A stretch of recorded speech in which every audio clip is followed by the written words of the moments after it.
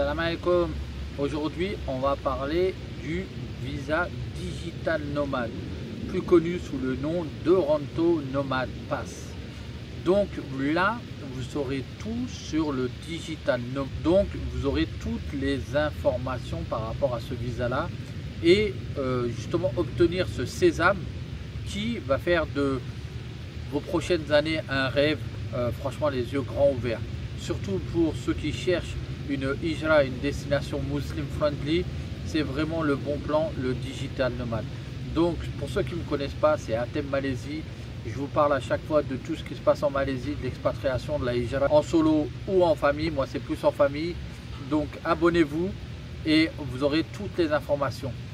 Donc on commence directement. Qu'est-ce qu'est le Digital Nomad, qu'on appelle aussi le d'Euronto Nomad Pass? Donc c'est un visa en fait qui a été mis en place par le gouvernement sous la tutelle du MDEC, donc le ministère du Digital et de la Communication. Donc ce visa là, il a été établi, il est tout neuf, hein, il a que 2 ans, donc vraiment il est tout neuf, et il permet à des personnes de venir ici en Malaisie, de vivre légalement et de travailler légalement en Malaisie. Donc on a souvent ce problème là ici, c'est comment obtenir un visa et comment rester là. Donc cette solution, bien sûr, elle est temporaire, hein, son nom l'indique, c'est nomade, mais c'est ce que je vous conseille à tous, c'est un bon début. Et même si vous n'êtes pas dans le digital ou dans les nouvelles technologies de ça, restez avec moi, je vais vous expliquer comment ça peut quand même devenir une solution. Donc, je vous ai expliqué qu'est-ce que le Digital Nomad et je vais aller un peu plus loin. Le Digital Nomad, c'est un visa qui permet à des télétravailleurs ou à des freelancers de venir travailler ici et de vivre légalement en Malaisie. Le but, quand ils ont mis en place ce Digital Nomad, c'est que vraiment la Malaisie, déjà d'une, ils voulaient faire concurrence aux autres pays comme la Thaïlande et tout ça qui proposaient ça. Et c'est de faire un hub majeur pour que tous ces mecs-là, tous ces nomades viennent et s'installent en Malaisie. Donc il y a quand même un petit combat qui se fait dans les pays de l'Asie du Sud-Est. Et là, la Malaisie a mis ça en place il y a 2 ans. En fait, c'est une opportunité incroyable qu'ils ont mis en place. Ça permet de pouvoir découvrir ce pays-là et de pouvoir y vivre. Mais la grande question qu'on se pose tous, qui a droit à ce visa-là? Et est-ce que moi, je peux prétendre même si je ne suis pas du tout dans le digital? Donc, comme l'on s'indique, c'est un pass digital nomade, ok? Donc, c'est d'Euronto Nomad Pass. Et ce visa-là, à l'origine, il est plus destiné aux personnes qui travaillent dans le digital ou des secteurs liés au digital. Donc, ça va être par exemple des freelancers, ça va être des sous-traitants qui vont proposer leurs prestations à leurs clients qui sont soit en Malaisie, mais surtout à l'étranger. Mais ils peuvent être en Malaisie. Et donc ces freelancers ou ces sous-traitants, ils doivent être issus du monde digital. Donc community manager, créateur de sites internet, plus compliqué après ceux qui font de la blockchain, ceux qui font du data analyst, ceux qui font de l'intelligence artificielle comme nous. Tous ces secteurs-là sont éligibles à ce visa-là. Après, vous avez tout ce qui est télétravail. Donc la personne qui peut justifier d'un mode de full remote avec son entreprise, qu'elle soit en CDD ou en CDI, peut prétendre à ce visa-là. Donc il regarde bien, par contre, quand c'est en full remote, à vérifier, mais que ça doit être des entreprises liées au digital.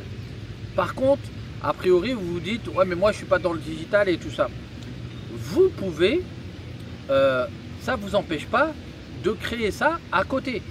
Donc en fait, je m'explique, vous êtes rentier, vous avez ou un restaurant en France, ou il vous faut dans tous les cas un revenu. Hein. Et vous avez un restaurant en France, vous avez une boutique de prêt-à-porter et tout ça, mais vous n'êtes pas du tout dans le digital. Donc vos revenus, vous viennent de votre business déjà que vous avez en France et tout ça. On parle pour ces cas-là. Hein. Ça ne vous empêche pas, vous gardez votre business et à côté, vous postulez au Digital Nomad en créant une activité. Donc vous allez devenir community manager, vous allez devenir créateur de site internet. Entre parenthèses, nous on a l'agence 5, ça peut vous faciliter grandement le travail. Et en fait, les conditions qu'ils demandent, c'est que vous justifiez de revenus de plus de 24 000 $ par an. Ces 24 000 $ par an, il est possible qu'ils ne viennent pas directement de vos business, nouveaux business dans le digital, mais ils peuvent venir de vos business déjà existants, qui après vous allez transférer dans votre compagnie sous un autre nom. Vous allez dire que eh ben, ma boutique de restaurant, je fais pour eux je leur ai créé un site internet, je leur ai créé de FAQ, je leur ai créé des posts pour réseaux sociaux et tout ça. Après, attention à la grosse nuance, il ne faut pas que l'entreprise qui vous emploie, qui vous paye ces prestations-là, soit votre entreprise. Il faut que ça soit une autre entreprise, celle d'un ami ou une autre entreprise où, on va parler blanco, votre nom n'apparaît pas. En fait, le but, c'est d'avoir au final, sur votre relevé de banque, tous les mois ou tous les 3 mois ou n'importe, mais il faut qu'à la fin de l'année, ça fasse 24 000. Ça peut être en une fois. Vous recevez d'un coup 25 000 $ pour ceux qui peuvent le plus, c'est 24 000 $, excusez-moi. Vous recevez d'un coup ça, et voilà, vous avez justifié qu'il y ait une entrée de plus de 24 000 $. Deuxième nuance très importante à noter, c'est que le contrat de prestation, ça ne doit pas être un one-shot. Ça doit être un contrat sur la durée. Et cette durée doit être minimum de 3 mois. Que ce soit un CDI, CDI, CDD, CDI ou un contrat de prestation, le contrat doit porter sur plus de 3 mois. Ça veut dire quoi? Ça veut dire que, par exemple, vous avez trouvé un client à qui vous allez faire du montage vidéo pour lui. Il faut faire en sorte que dans ce contrat-là, vous le mettez bien en avant, que c'est un contrat qui coule sur 3 mois, voire plus. Donc, par exemple, chaque semaine, je vais créer une vidéo YouTube et je vais monter la vidéo YouTube pour vous, pour le client, et je vais facturer. Et au total, sur l'année, ça va me faire plus de 24 000. Et cette prestation-là va durer plus de 3 mois. Donc vraiment, c'est ça qui est important. Donc deux choses, je veux rappeler, plus de 24 000 $ par an. Et deuxième chose, ça ne peut pas être votre boîte. Ça doit être une autre boîte. Donc tout ça, je vous ai expliqué un peu auparavant. C'est comme ça qu'il faut faire. En même temps, petite parenthèse, donc je voulais vous dire, vous avez l'option Super Thanks qui vous permet de me remercier en envoyant de Super Thanks. Ça va me permettre justement de pouvoir plus développer cette chaîne-là, aller plus loin, vous faire des vidéos de plus en plus intéressantes. Donc n'hésitez pas à m'envoyer ces Super Thanks. Sinon, n'hésitez pas à partager, à liker et tout ça. Tout soutien sera le bienvenu, quelle que soit la façon et le montant. Il n'y a vraiment pas de problème. Je suis avec vous à 300%. Et il vous faudra fournir des preuves solides. Ça veut dire qu'ils vont vous demander des fiches de paye, ou ils vont vous demander des factures, ou ils vont aussi vous demander le contrat de prestation et tout ça. Et ils vont carrément envoyer un mail à votre employeur ou à votre client pour demander si c'est vrai ou pas vrai.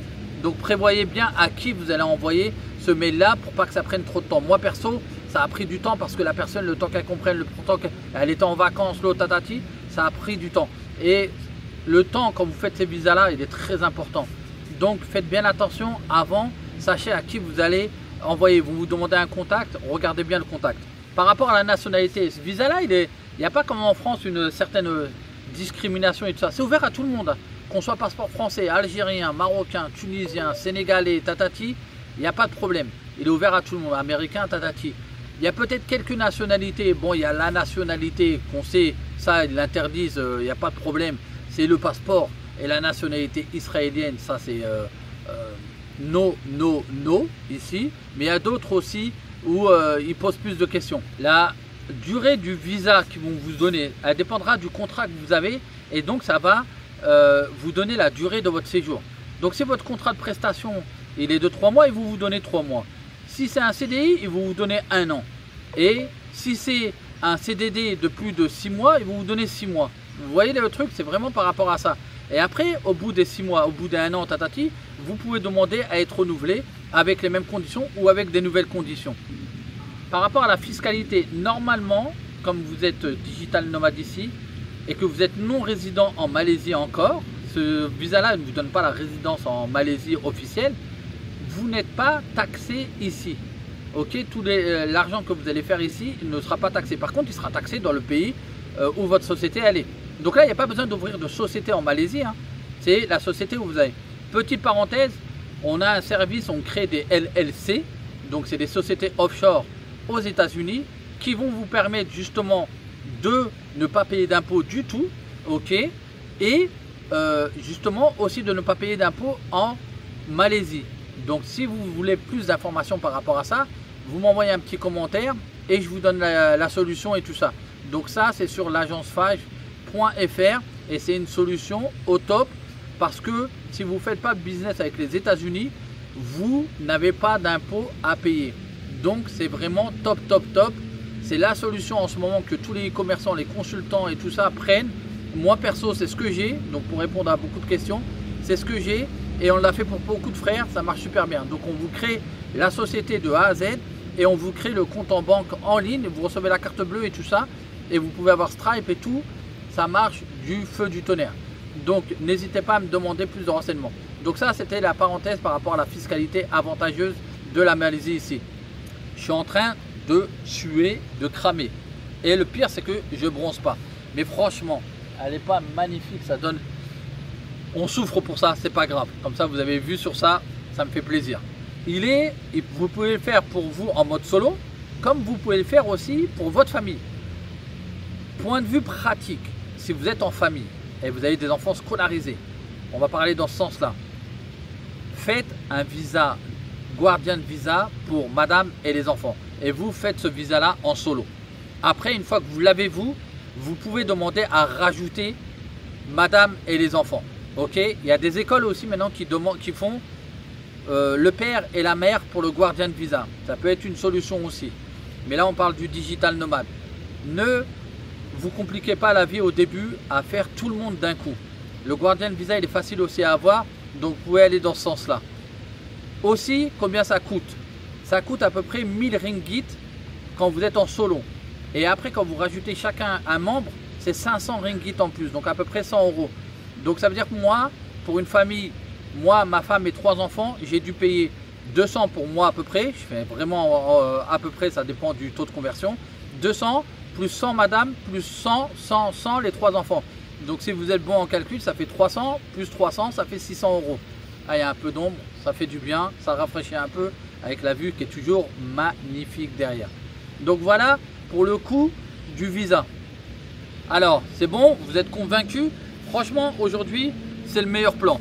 Ça, associé, je vais faire ma petite pub en même temps, hein, associé à une LLC et associé à l'agence 5, ça veut dire que vous allez, grâce à l'agence 5, générer des revenus qui vont vous permettre, Inch'Allah, pas directement, ne pensez pas, voilà, vous avez souscrit le premier mois, vous allez faire les 24 000 d'un coup, mais ça va vous permettre de générer, de construire ce revenu-là et donc vous allez pouvoir avoir des clients et vous allez pouvoir, même si vous connaissez rien au digital, l'agence Fage, elle vous fait tout et donc vous avez plus qu'à vendre vos prestations.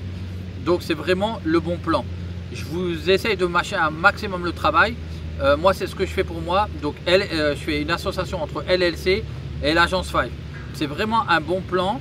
Vous allez avoir 1 an plus 1 an, ce qui vous permet amplement de découvrir le pays, de kiffer le pays et de voir d'autres solutions. Et ça, après, on peut vous proposer d'autres solutions. Mais ne cherchez pas à avoir la solution 5 ans, 10 ans, 20 ans ou permanente directe. En fait, déjà d'une, c'est compliqué. Et de deux, à moins que vous ayez de l'argent à mettre de côté comme avec le M2H, c'est très compliqué. Il vous demande des preuves. Ça veut dire patte blanche, ça veut dire que vous soyez là d'abord dans le pays avec un visa 1 an, avec un visa 2 ans et après vous pouvez commencer à faire des gros visas. Donc vous prenez-vous pas la tête au début comme moi je me suis fait. Vraiment aller sur le Digital Nomade ou le Guardian Visa pour madame et tout ça et ça passe crème. Donc maintenant, comment on fait? Vous allez sur le site officiel, pas un autre site, hein, le site officiel qui s'appelle, je vais vous mettre le lien dans les commentaires, qui s'appelle Deranto. Ok, vous remplissez les papiers, c'est simple. Le truc le plus long, c'est d'avoir les papiers souvent en anglais, donc vous faites la traduction. Mais une fois que vous avez mis les papiers, que vous avez payé, surveillez votre boîte mail et n'attendez pas d'avoir tout parfait. C'est pas grave si vous n'avez pas tout parfait. Je vous parle par expérience et c'est ça que vous cherchez la valeur ajoutée ici. Par expérience, en fait, ils vont pas vous rejeter l'application, mais ils vont vous dire ok, c'est comment dire ça, mis de côté parce que vous devez faire ça, ça, ça. Vous avez juste à faire évoluer votre application, votre candidature et c'est reparti. Donc il n'y a pas de problème. Ils communiquent assez bien avec les emails, donc vous pouvez le faire, il n'y a pas de problème. Ça ne sert à rien d'être accompagné, d'être aidé. Ils ont fait de telle sorte à que ce soit simple et pas cher. Donc ne vous faites pas arnaquer par des agences ou je sais pas quoi qui vont vous dire ouais je vous fais le visa pour 500 €, 1000 € et tout ça. Il n'y a rien à faire, c'est vraiment simple. Et bon, après comme d'hab, si vous voulez des petits conseils et tout ça, vous me demandez, il n'y a pas de problème. Vraiment avec grand plaisir. Mais bon, un petit Super 5 ou un petit café quand vous voulez me voir, ça fait quand même encore plus plaisir. Quels documents ils vont vous demander? Donc là je prends mes notes. Ils vont vous demander la copie de votre passeport, valide au moins avec 6 pages et 14 mois, il me semble, aux dernières nouvelles. Ils vont vous demander un CV en anglais, mis à jour. Ils vont vous demander les preuves de revenus, donc les contrats de freelance, le contrat de travail ou quelque chose et où. Ils vont vous demander une lettre de motivation. Ils vont vous demander vos diplômes. Ils vont vous demander un bulletin numéro 3. Et ils vont vous demander une preuve d'assurance santé. Mais ça, même si vous n'avez pas tous les papiers, voilà, n'hésitez pas, vous envoyez quand même. Allez-y, envoyez quand même. Ça passe souvent. Et deux fois, si il y a quelque chose qui les dérange, ils vont vous le dire et vous n'avez qu'à rectifier. Ça annule pas en fait. Vous avez juste à rectifier. Combien de temps ça met pour avoir le visa? En général, le délai de traitement, il va 2 à 3 mois. Ok, vous pouvez le faire à partir de la France ou vous pouvez le faire en Malaisie. Mais si vous le faites à partir de la France, vous aurez le visa là-bas et vous viendrez nickel à la douane, voilà. Si vous le faites à partir d'ici, pour 99% des cas, ils vont vous demander de sortir, d'aller récupérer votre visa dans un pays ailleurs, ça veut dire Singapour ou Thaïlande par exemple, pour pas faire cher, et de revenir. Ok, la meilleure solution bien sûr c'est en France, mais vous pouvez le faire aussi d'ici. Et quand je dis 1%,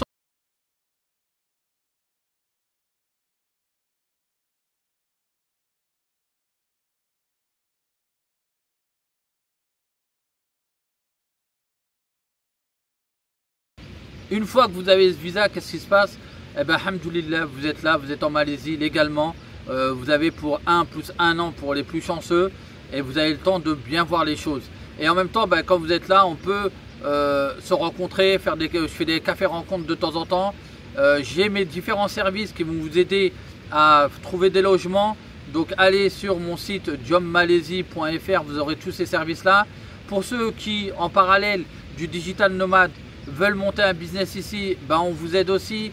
Donc moi mon expérience de 4 expatriations et mon expérience terrain ici font que je vous facilite grandement les choses. Mettez en commentaire si vous avez commencé à faire la démarche, vous me mettez en commentaire. Si vous avez une date prévue, vous me le mettez en commentaire. Ou juste donnez-moi de la force, c'est toujours un kiff comme beaucoup le font et j'apprécie beaucoup. Barakallahu fik et je vous dis à très bientôt. Salam alaikum.